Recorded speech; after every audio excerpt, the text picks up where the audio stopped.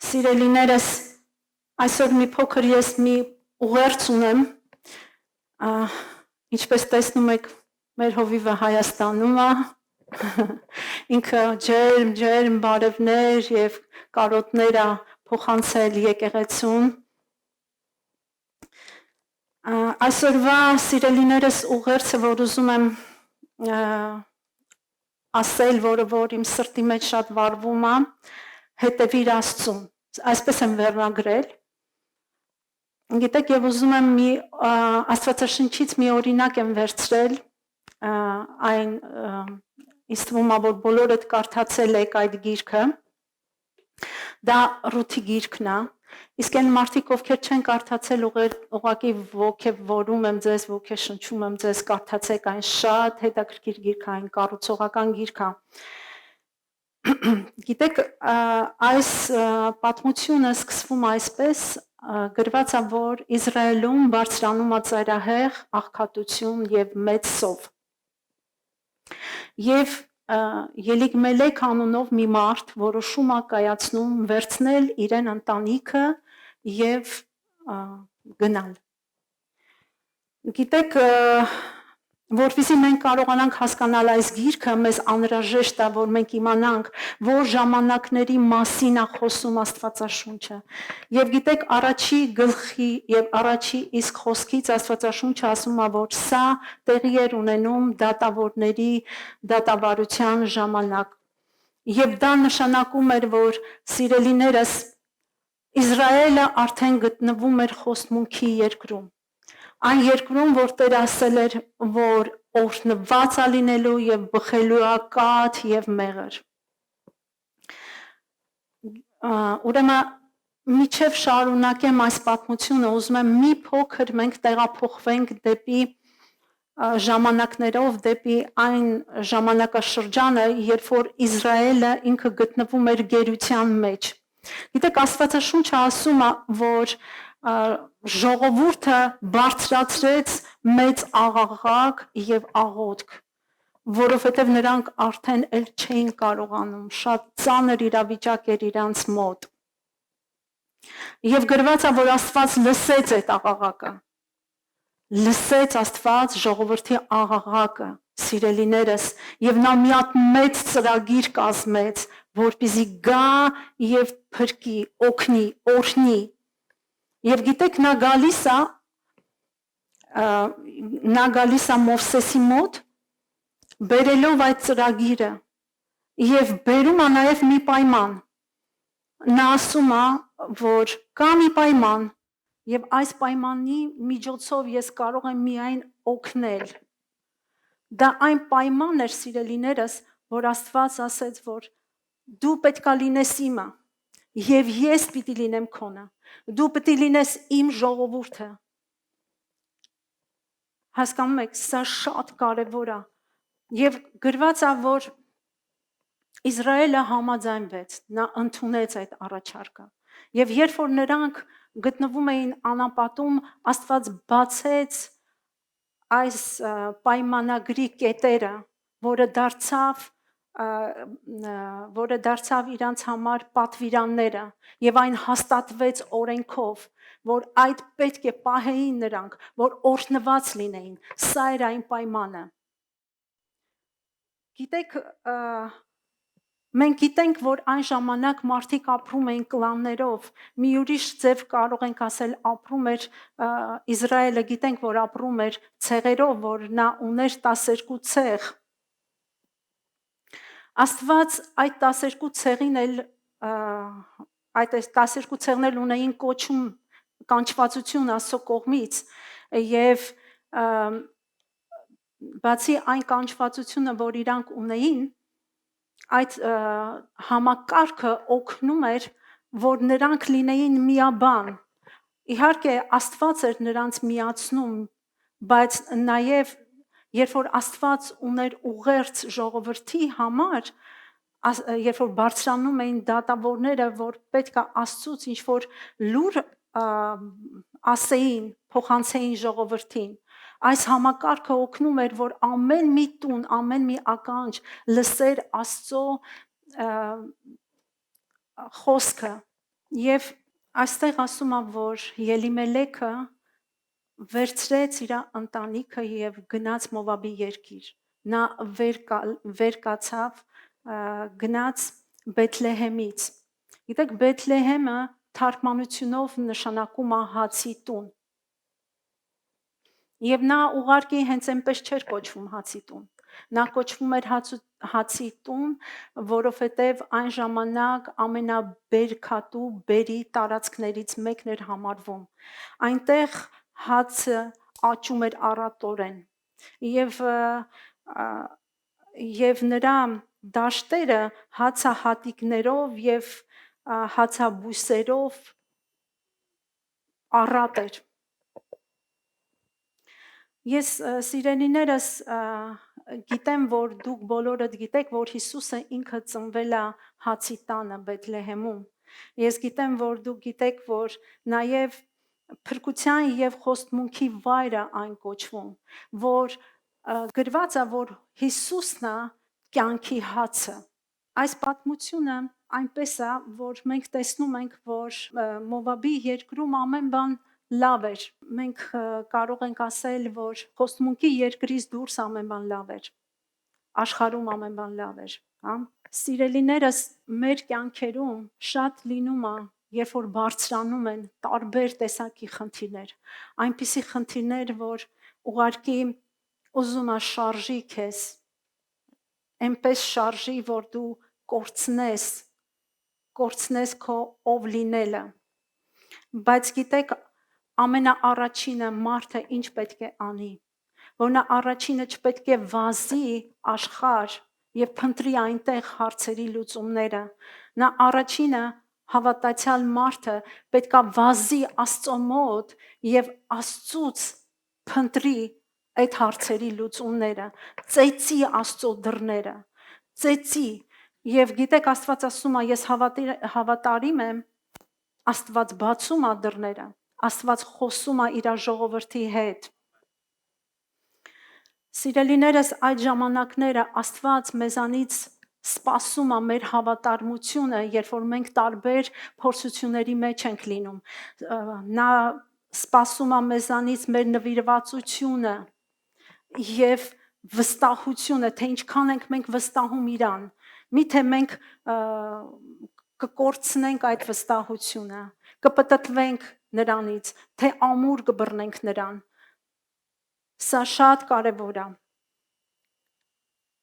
Իհարկե մենք հասկանում ենք,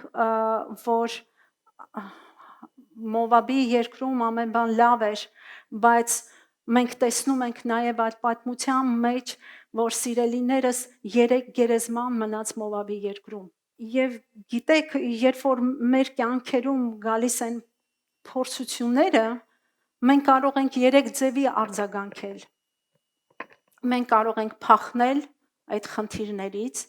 մենք կարող ենք լուծել այդ խնդիրները եւ մենք կարող ենք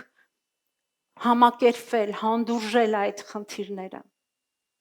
Սիրելիներս, ուզում եմ ասել ձեզ մի կարևոր բան։ Երբ որ մենք հանդուրժում ենք, այդ խնդիրները մեզ վրա վերք են վերցնում։ Շատ անգամ մեզ թվում է, որ այդ խնդիրները այնքան փոքր են, ոչինչ, ես կհանդուրժեմ, կհամբերեմ, այն կանցնի։ Բայց սիրելիներս, յուրաքանչյուր խնդիր ինքը ունի աճելու կարողություն։ Մի քանի ժամանակ հետո դու տեսնում ես, որ այդ խնդիրը այնքան է մեծացել, որ արդեն քեզ խեղդում է։ Դրա համար յուրաքանչյուր խնդիր չպետք է կուլ տալ, այլ պետք է վազել Աստծո մոտ, գնալ Աստծո մոտ,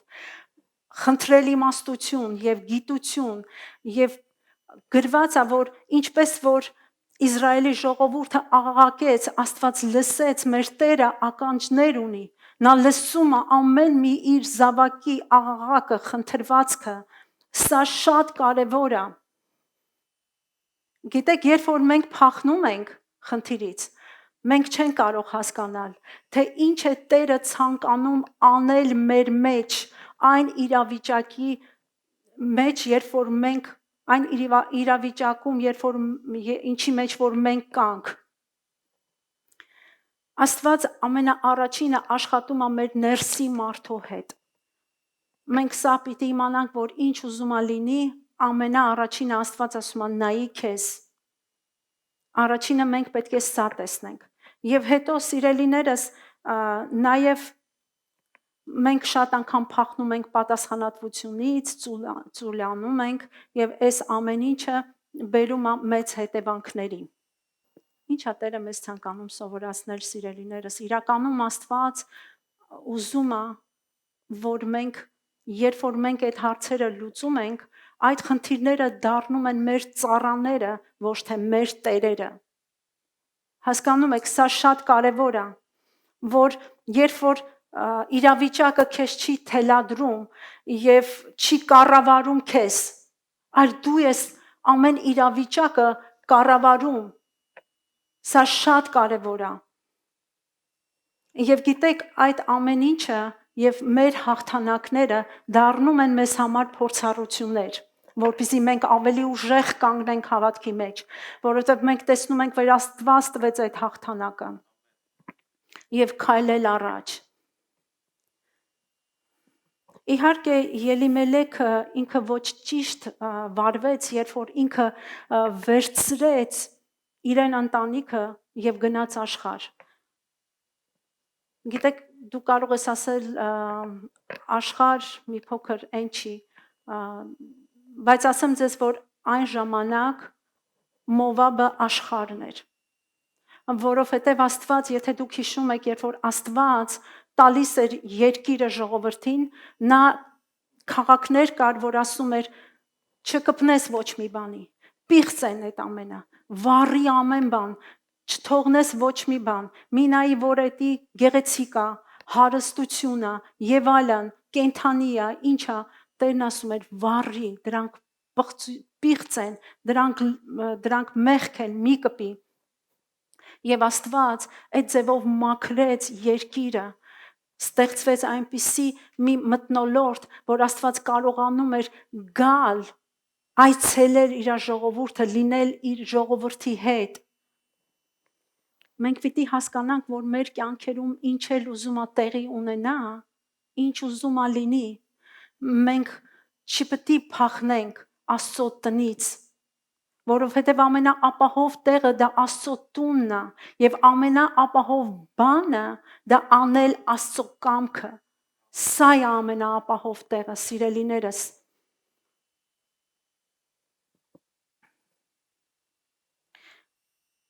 Գիտեք, իրոք գալիս է այնպիսի ժամանակներ, երբ որ մեր կյանքերում լինում են այնպիսի խնդիրներ, որ այն երկար է տևում,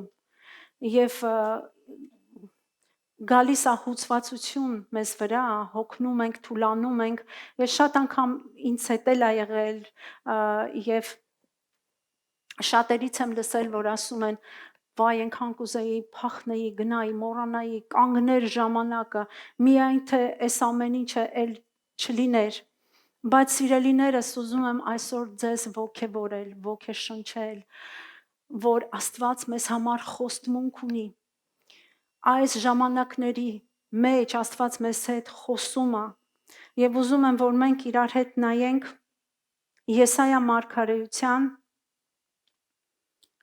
40-րդ գլխի 29-րդ խոսքը։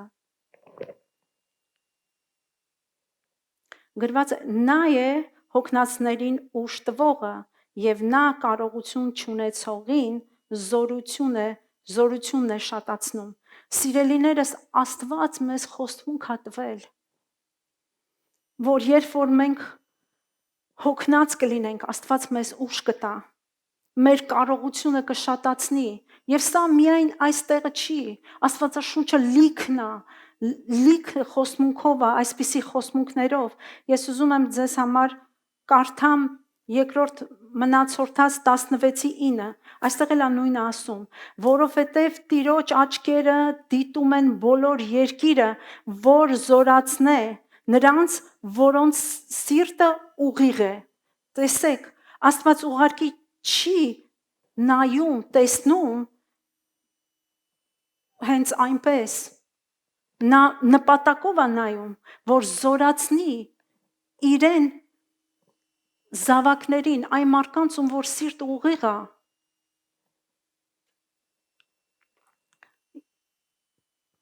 Եսայա մարգարեության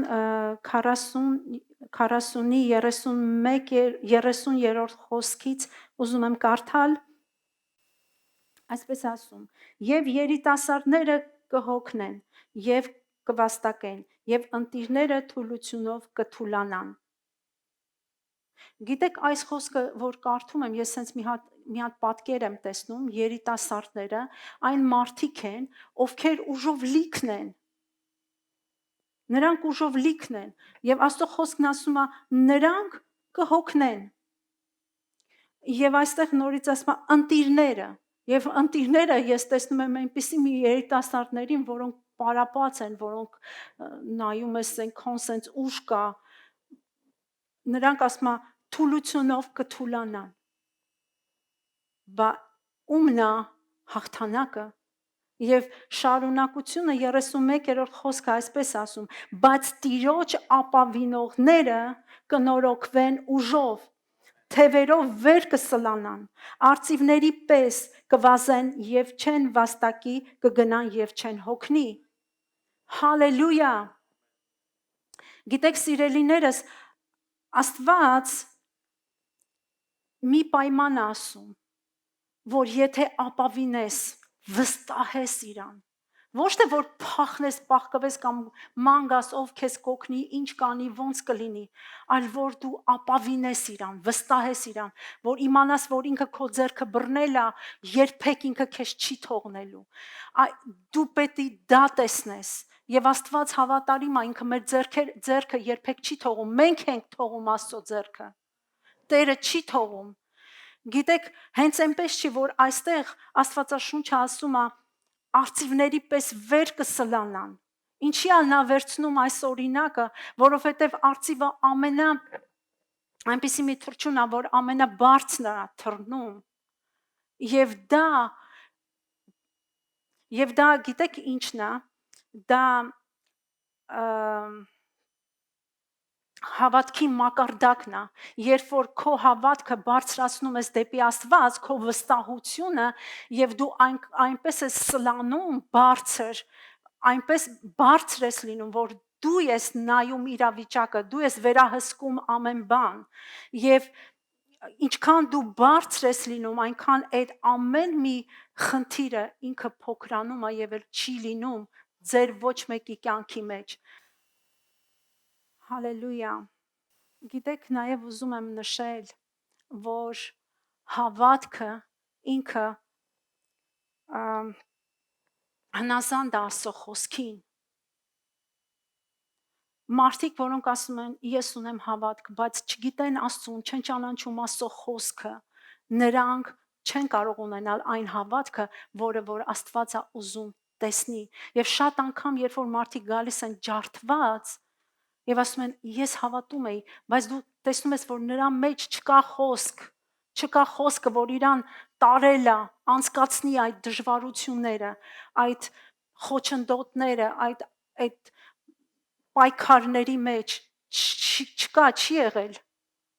Դրա համար սիրելիներս շատ կարևոր է, որ մեր մեջ դաջենք, գրենք Աստծո խոսքը, քայլենք Աստծո խոսքի հետ, մեր բերանում լինի, մեր մեջ ապրի դա։ Հալելույա։ Գիտեք, նաև մեր շուրթերի փառաբանությունը, երկրպագությունը նա էլ է կառուցում մեզ։ Դրա համար շատ կարևոր է, երբ որ Աստծո զավակը սիրտը լիքն է փառաբանությունով ու երկրպագությունով։ Իհարկե, սիրելիներս հասկանում ենք, որ Ելիմելեքը ինքը չէր կարողանում կերակրել ընտանիքը, բայց ես ուզում եմ, որ դուք տեսնեք, որ նա կատարելով իրեն պարտականությունը, նա անտեսեց Աստծո օրենքը։ Եվ գիտեք, այս ձևը, պարտականությունը շատ է գողանում, սատանան այս միջոցով շատ է գողանում մարդկանց, որ մարդիկ միայն չլինեն Աստծո ծրագրի մեջ, Աստծո կամքի մեջ, լինում են խաբված։ Ես ուզում եմ, գիտեք, երբ որ պատրաստվում էի, ես Սուրբ Հոգին ինձ այնքան նկարներ ցույց տվեց, ուղղակի ուզում եմ այդ նկարների հետ բացվեմ ձեզ հետ, ցույց տամ այդ նկարները, հա, որ Աստվածաշնչում այնքան օրինակներ կա, որ ցավացնում է քո սիրտը։ Երբ որ մենք նայում ենք Ծննդոց գիրքը, Ադամն ու Եվային, գիտեք, գրված է, որ նրանք համտեսեցին խնձորը, կերան խնձորը, նրանք սոված չէին, չկար, սովածություն չկար, բայց նրանք կերան, Աստվածաշունչը ասում է, որ նրանք տեսան, որ իրանց աչքերի համար շատ լավն է եւ իրանք վերցրեցին դա կերան, հասկանում եք, թողնելով Աստծո օրենքը, որ Աստված ասել էր, չկպնես, սա չի կարելի։ Գիտեք, մենք կարող ենք նայել եւս օրինակ Հակոբն ու Եսավին։ Հակոբը այնքան էր վառվում, որ Աստծո կամքը իր կյանքում լիներ, իսկ եղբոր պետքը չէր։ Այնքան պետքը չէր, որ ինքը միամանով ուղարկի ծախեց իր առաջնեկությունը ու այն ամեն ծրագրերը, որ պետքա լիներ իր հետ, եղավ Հակոբի հետ։ Զարմանում ես, բայց իրոք շատ ցավալի է։ Գիտեք, ես ուզում եմ դուք տեսնեք, որ Աստված ուղարկի այնպես չի, որ չէր կարող միջամտել, հա, չէր կարող ամեն բան փոխել, Աստված ամեն բան կարող էր փոխել։ Մենք ունենք այդպիսի օրինակներ, հա, Աստվածաշունչը ասում է, որ երբ որ մարդիկ աղոթում էին, Աստված կենդանիներին էր, թռչուններին էր հրամայում, որ նրանք գնան կերակրեն Աստծո մարդկանց։ Աստված ամբողջ Իսրայել ժողովուրդը պահեց, ոչ մի բանի պակաս չուներ Իսրայելը, ոչ մի բանի, նրանց շորերը անգամ չէր մաշվում։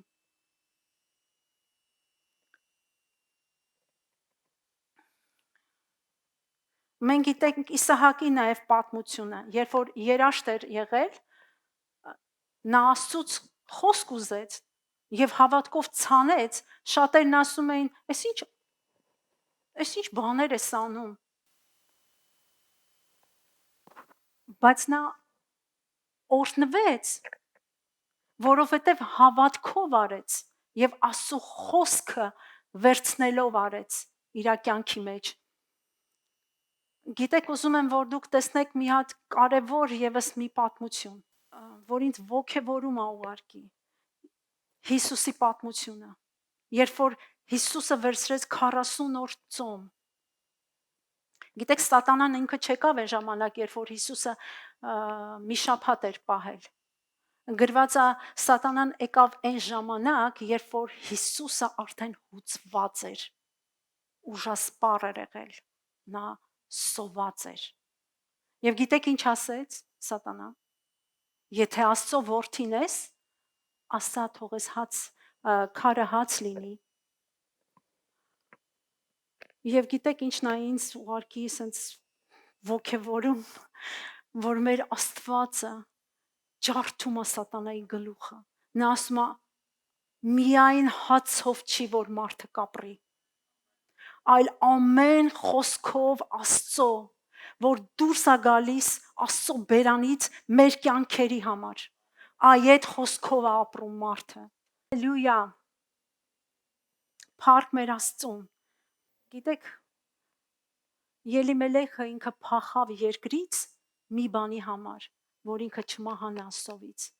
բայց ինքը մահացավ առատության մեջ, սոված փորում։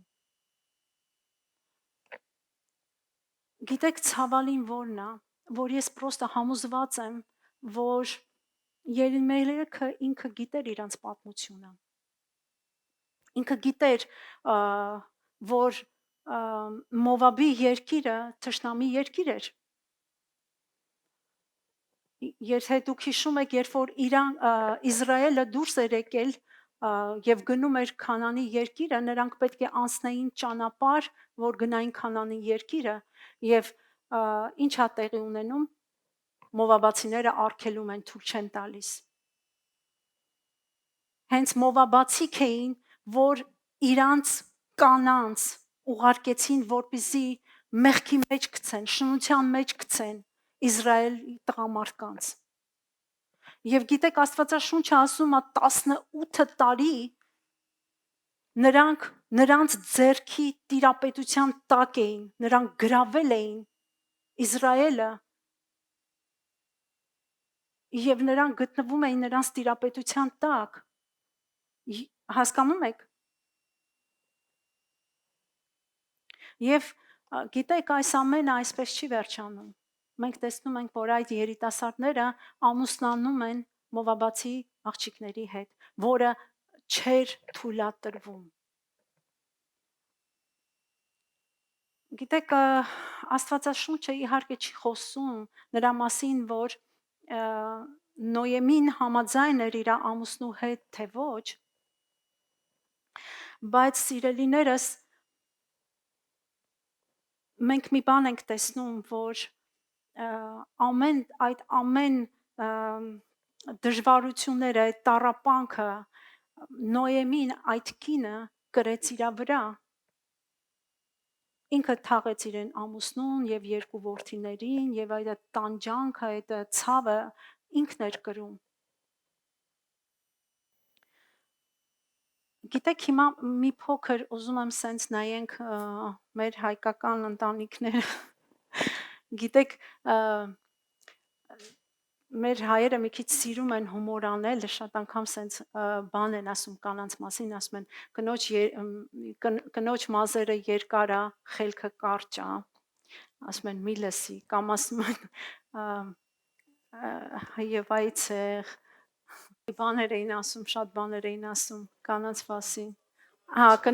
Կնոջը լսի, բայց ուրիշ բան արա, հակառակն արա, հա, սենց բաներ են ասում մեր հայերը։ Գիտեմ, որ շատերը կատակ են անում, բայց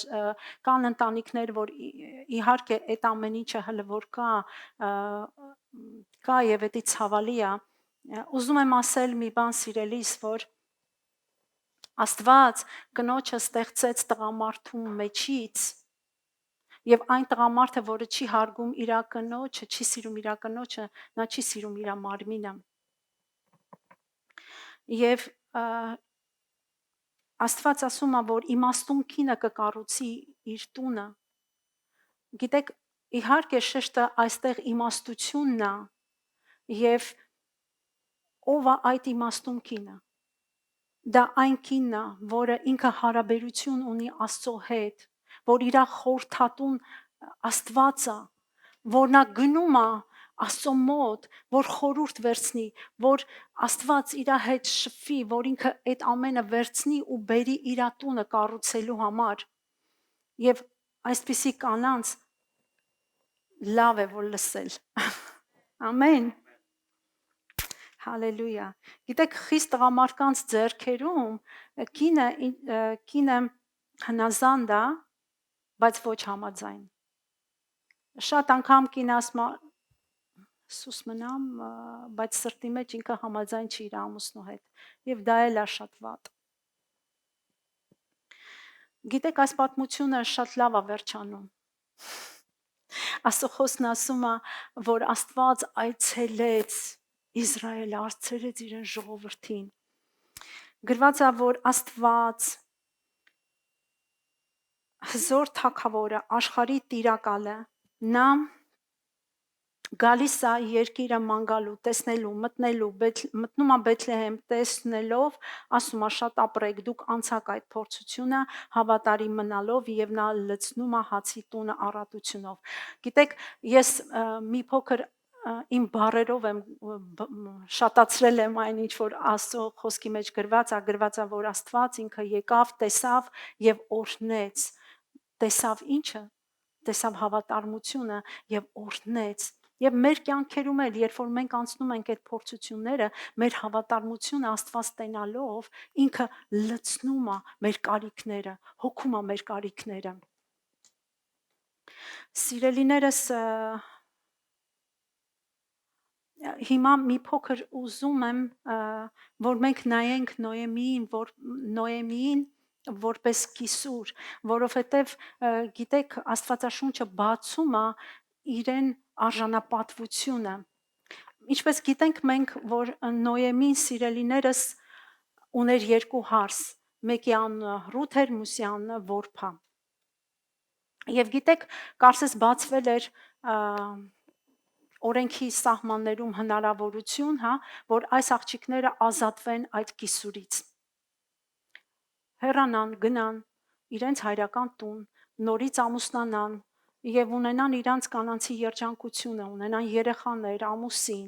բայց մենք մի ուրիշ բան ենք տեսնում։ Մենք տեսնում ենք, որ սիրելիներս այս աղջիկները սկսում են լացել այս կնոջ համար։ Ուզում են գնալ այս կնոջ հետևից։ Ասեմ ձեզ, որ դա մի փոքր վտանգավոր էր, որովհետև Իսրայել ժողովուրդը հասարակությունը կարող է չընդուներ նրանց, որովհետև նրանք մովաբացի աղջիկներ էին եւ միգուցե նրանք ամեն օր հանդիպեին այդ ատելությանը։ Բայց ո՞րն էր պատճառը, որ նրանք պատրաստ էին եւ ուզում էին գնալ այդ կնոջ հետևից, Մենք սիրելիներս ուրեմն Նոյեմին թարգմանությունով, նշանակում է հաճելի, գեղեցիկ, քաղցրություն։ Եվ գիտեք, մենք հասկանում ենք, որ ինքը իր բնույթով այդպիսին էր, նա շատ բարեհամբույր էր, բարեհոգի էր։ Եվ նա իրեն այդ քաղցր մայրական սիրո վերաբերմունքով կարողացել էր գրավել այդ աղջիկների սիրտը։ Ես մտածում եմ, որ միգուցե նրանք իրանց ընտանիքներում չեն տեսել այդպիսի վերաբերմունք, որ ունեցել են այս ընտանիքում։ Եվ գիտեք, մենք էլ պետք է այդպեսին լինենք։ Երբ որ մենք հարս ենք բերում կամ փեսա ենք բերում, մենք պետք է իրենց հետ վերաբերվենք որպես աղջիկներ, սիրենք նրանց, օրհնենք նրանց։ Եվ ես համոզված եմ, սիրելիներս, որ այս աղջիկները այդ տան մեջ են առաջի անգամ տեսել ճշմարիտ Աստծո պաշտամունքը։ Եվ սա էլ մեր ընտանիքներում պետք է տեսնեն մեր զավակները։ Ամեն։ Մենք գիտենք, որ Իսրայել ժողովուրդը սիրելիներս պահանջում էր բարձր բարոյականություն։ Եվ ես համոզված եմ, որ նրանք այդ բարձր բարոյականությունը տեսել էին այդ կնոջ մեջ։ Գիտեք, չնայած այն ամենին, որ նա գտնվում էր շատ ծանր իրավիճակի մեջ, դառնության մեջ, նա չդադարեց սիրել այդ աղջիկներին, լինել իրանց հետ սիրալիր, հարգել, եւ այդ սիրո ջերմության պատճառով նրանք պատրաստ էին հրաժարվել իրենցինից, իրենց աստվածներից, իրենց տներից, իրենց սովորություններից, ամեն բան, այն ինչ որ իրանցն էր, նրանք պատրաստ էին պատռելու, շպրտելու եւ սկսելու ապրել ուրիշ ձև։ Եվ դա կարող էր անել մի կին, ում սրտի մեջ իրոք գործում էր Աստված, խոսում էր Աստված։ Սիրելիներս, հիմա մի փոքր ուզում եմ, որ մենք գնանք նոր կտակարան եւ նայենք, թե ինչ է Աստված ասում մեր մասին, ինչպիսի մենք պիտի լինենք։ Սիրելիներս, ուզում եմ ասել, որ մեր արժանապատվությունը Հիսուս Քրիստոսի մեջ է։ Եվ մենք դա պետք է հասկանանք եւ մենք դա պետք է ընդունենք։ Եվ դա մեր դիրք որոշումն է։ Դա դու ես որոշել, դա ես եմ որոշել։ Գիտեք, մենք Քրիստոսի մեջ ենք եւ դրանով ենք ընդունված։ Սա է միակ ճանապարհը, որ մենք Աստծո մեջ ընդունվում ենք։ Մենք Քրիստոսի մեջ ենք եւ սա է մեր կոչման բնույթը։ Սա է որոշում մեր արժեքը, սիրելիներս, Եվ սա է մեր արժանապատվությունը։ Մենք քրիստոնյա ենք։ Քրիստոսը ապրում է մեր մեջ։ Մենք սուրբ ժողովուրդ ենք։ Մենք առանձնացված ժողովուրդ ենք։ Մենք ներկայացնում ենք Աստծուն։ Եվ դա շատ կարևոր է, որ մենք սա ընկալենք ու հասկանանք։ Ուզում եմ կարդալ, սիրելիներս, առաջի Եփեսացիս 4:1-ը։ Այդ աղաչում եմ ձեզ, ես Տիրոջ համար կապվածս, որ այսպես գնաք, ինչպես որ կվայելե այն կոչումին, որի մեջ կանչվեցաք, ամեն խոնարհությունով եւ հեզությունով եւ երկայնամտությունով, սիրով, իրար համբերելով, ջանալով, հոգու միաբանությունը պահել, խաղաղության կապով, մեկ մարմին եւ մեկ հոգի, ինչպես կոչվեցաք էլ ձեր կոչումի մեկ հույսի մեջ, մեկ Տեր, մեկ հավատք, մեկ մկրտություն, մեկ Աստված եւ ամենքի Հայրը, որ ամենքի վրա եւ ամենքի հետ եւ ձեր ամենքի մեջ է։ Սիրելիներս, այստեղ Պողոս առաքյալը, գիտեք, ասում է, որ առանձնացնում է մի քանի տարբերակիչ սկզբունքներ, ինչպես մենք պետք է գործենք արժանի մեր կոչմանը։ Նա ասում է խոնարհությունով, հեզությունով, երկայնամտությունով, սիրով, իրար համբերելով։ Գիտեք, Պողոս առաքյալը ասում է, որ շատ ժամանակ մարդիկ ուշադրություն են դարձնում իրենց արտաքինին, քան ներքինին։ Իհարկե շատ լավ է, երբ որ մենք մեր արտաքինին ուշադրություն ենք դարձնում, մենք գեղեցիկ տեսք ունենք, մեզ հաճելի ենք մենք, դա շատ լավ է, բայց սիրելիներս, մենք պետք է հասկանանք, որ արժեքները հոգունն է։ Գիտեք, Աստծո խոսքը ասում է, Աստված է ասում, որ ամենակարևոր բանը դա քո բնավորությունն է եւ քո գործերը։ Այս երկու բանն է, որ շատ կարևոր է, քո բնավորությունը ու քո գործերը։ Այս երկու բանը, սիրելիներս, շատ կարևոր է։ Հին Հռոմում, երբ որ մարդուն ասում էին խոնարհ, դա այդ մարդուն պատիվ չէր բերում, որովհետև այն համարվում էր, սիրելիներս, բացասական բնավորության գիծ։ Հին աշխարհը, երբ որ մարդուն ասում էին խոնարհ, նրանք հասկանում էին խղճուկ, խեղճ, նվաստացած մարդ։ Բայց մենք գիտենք, որ դա Հիսուս Քրիստոսից առաջ էր։ Բայց երբ որ Հիսուսը եկավ, նա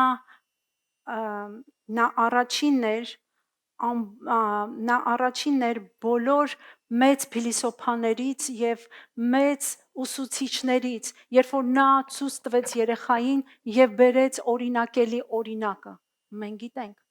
որ եթե չլինենք երեխաների նման, չենք ժառանգի երկնքի արքայությունը։ Ամեն։ Հալելույա։ Սիրելիներս, հեզությունը, խոնարհությունը, երկայնամտությունը իմաստության բարձր որակ է։ Դա ուրիշների արժանապատվությունը ճանաչելն է։ Գիտեք, մեր Հիսուսը ինքն էլ էր խոնարհ, ինքն էլ իրեն խոնարհեցրեց։ Նա թողեց Աստծո փառքը, երկինքը, աստվածությունը եւ հագավ մարմին եւ եկավ աշխարհ իմ եւ քո համար։ Եվ գիտեք, Հիսուսը իր մասին ասում է, որ ես հեզ եմ եւ հոգով խոնարհ։ Խոնարհությունը սովորեցնում է մեզ հարգանք ցուցաբերել ուրիշների նկատմամբ։ Եվ դրանով ենք մենք ընդունում, որ Աստված ուրիշներին էլ արժանապատվություն է տվել։ Գիտեք, մենք արժանի ենք, բայց ուրիշներն էլ են արժանի։ Դա չի վերաբերվում միայն քեզ եւ քո ընտանիքին կամ եկեղեցու անդամներին։ Դա վերաբերվում է բոլորին, ում որ դու տեսնում ես, ում հետ որ դու շփվում ես, քո մեջ պիտի Քրիստոսը լինի։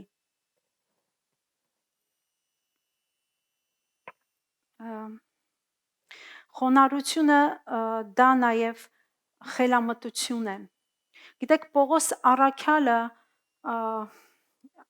խոսում է նաև հեզության մասին։ Հեզությունը դա սեփական ուժը պահելու կարողություն է։ Դա նման է առյուծի, որը գտնվում է ոչ թե վանդակներում, այլ վանդակներից դուրս։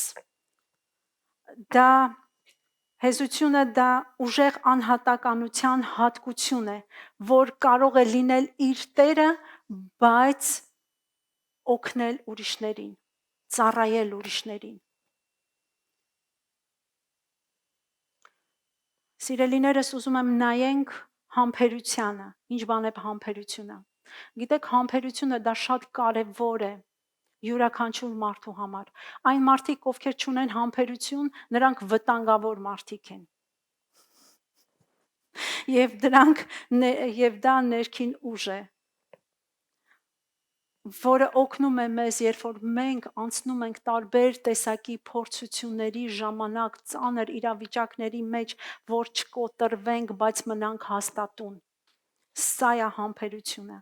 Եվ գիտեք, մեր Աստված մեզ համար մեծ օրինակ է։ Աստված իր երկար համբերությունով եւ ժամանակով իր սերը մեզ ցույց տվեց։ Եվ իհարկե, այս ամեն ինչից գերագույնը դա սերն է, մենք հասկանում ենք, բայց ինչ բան է սերը։ Սերը դա լավագույնը ցանկանալ ուրիշներին։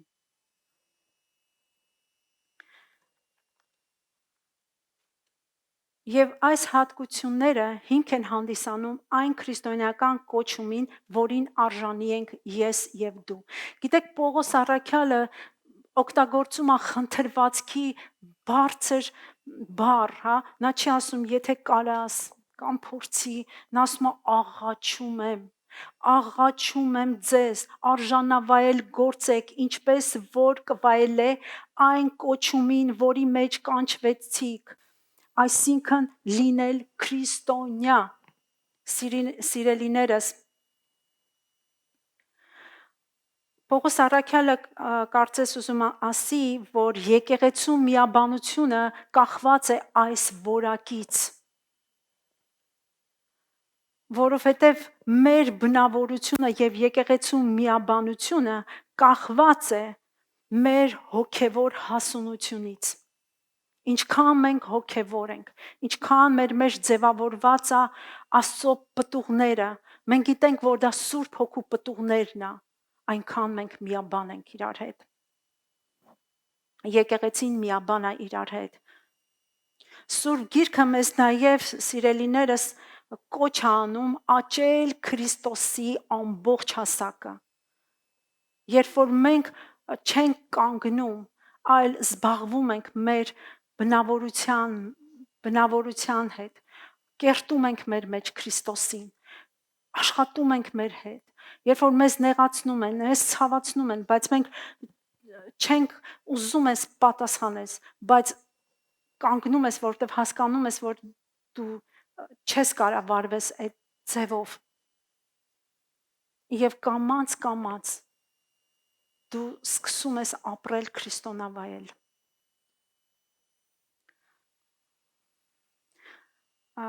Գիտեք, մեր կարգավիճակը սահմանված է։ Մենք քրիստոնյա ենք, մենք արժանի ենք Քրիստոսին։ Բայց մեր արժանապատվությունը պետք է դնել գործի, դրսևորել ամեն օր մեր առօրյա կյանքում։ Կոնկրետ գործերով, սիրելիներս, գործողությունը նաև ձևավորում է մեր բնավորությունը։ Հալելույա։ Ես վերջացրեցի իմ ուղերձը, սիրելիներս, Աստված թող օրհնի ձեզ։